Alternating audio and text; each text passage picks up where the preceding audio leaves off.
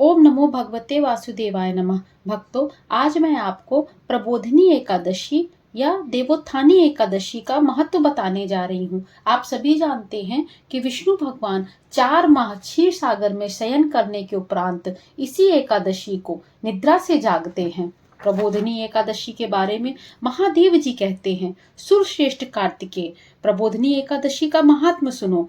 यह पाप का नाशक, पुण्य की वृद्धि करने वाला तथा तत्व चिंतन परायण पुरुषों को मोक्ष देने वाला है।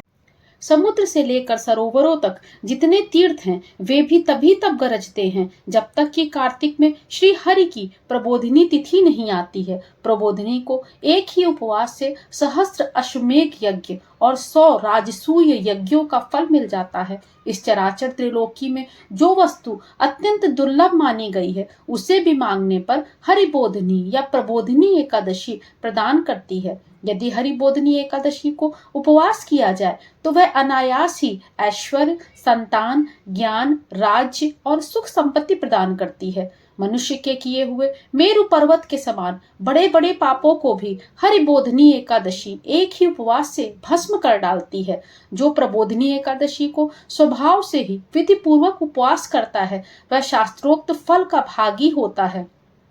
प्रबोधिनी एकादशी को रात्रि में जागरण करने से पहले के किए गए हजारों जन्मों की हुई पाप राशि रुई के ढेर की भांति भस्म हो जाती है। रात्रि में जागरण करते समय भगवत संबंधी गीत, वाद्य, नृत्य और पुराणों के पाठ की भी व्यवस्था करनी चाहिए। धूप, दीप, नैवेद्य, पुष्प, गंध, चंदन, फल और अर्घ आदि से भगवान की पूजा करनी चाहिए। मन में श्रद्धा रखकर दान देना चाहिए और इंद्रियों को संयम में रखना चाहिए। सत्य भाषण, निद्रा का अभाव, प्रसन्नता, शुभ कर्म में प्रवृत्ति, मन में आश्चर्य और उत्साह, आलस्य आदि का त्याग, भगवान की परिक्रमा तथा नमस्कार, इन बातों का यत्न पूर्वक पालन करना चाहिए।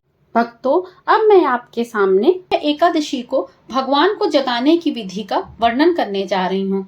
ब्रह्मा जी कहते हैं, जो पुरुष कार्तिक मास में प्रतिदिन पुरुष सूक्त के मंत्रों द्वारा अथवा 5 रात आगम में बताई हुई विधि के अनुसार भगवान विष्णु का पूजन करता है, वह मोक्ष का भागी होता है। जो कार्तिक में ओम नमो नारायणाय इस मंत्र से श्री हरि की आराधना करता है, वह नरक के दुखों से मुक्त हो रोग शोक से रहित वैकुंठ धाम को प्राप्त होता है।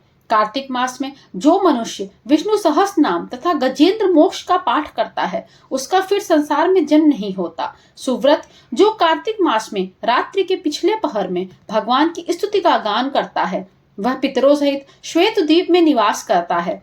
आषाढ़ के शुक्ल पक्ष में एकादशी तिथि को शंखासुर दैत्य मारा जाता है। अतः उसी दिन से आरंभ करके भगवान विष्णु 4 मास तक क्षीर समुद्र में शयन करते हैं और कार्तिक शुक्ल पक्ष की एकादशी को जागते हैं। इस कारण वैष्णवों को एकादशी में निम्नांकित मंत्र का उच्चारण करके भगवान को जगाना चाहिए। उत्तिष्ठोत्तिष्ठ गोविंद, उत्तिष्ठ गरुड़ध्वज, उत्तिष्ठ कमलाकांत, त्रैलोक्य मंगलम कुरु। हे गोविंद, उठिए उठिए, हे गरुड़ध्वज उठिए, हे कमलाकांत, निद्रा का त्याग कर तीनों लोकों का मंगल कीजिए। ऐसा कहकर प्रातःकाल शंख और नगाड़े आदि बजवाएं। वीणा, वेणु और मृदंग आदि की मधुर ध्वनि के साथ नृत्य, गीत और कीर्तन आदि करें। देवेश्वर श्री विष्णु को उठाकर उनकी पूजा करें और सायंकाल में तुलसी की वैवाहिक विधि को संपन्न करें। एकादशी सदा ही पवित्र है। विशेषतः कार्तिक की एकादशी परम पुण्यमयी मानी गई है। उत्तम बुद्धि वाला मनुष्य वृद्ध माता पिता का विधि पूर्वक पूजन करके अपनी स्त्रियों के साथ भगवान विष्णु के प्रसाद को भक्षण करे। जो इस प्रकार विधि से द्वादशी व्रत का अनुष्ठान करता है, वह मनुष्य उत्तम सुखों का उपभोग करके अंत में मोक्ष को प्राप्त होता है। हे मुनिश्रेष्ठ, जो मनुष्य द्वादशी तिथि के इस परम उत्तम पुण्यमय महात्म का पाठ अथवा श्रवण करता है, वह उत्तम गति को प्राप्त होता है। बोलो विष्णु भगवान की जय।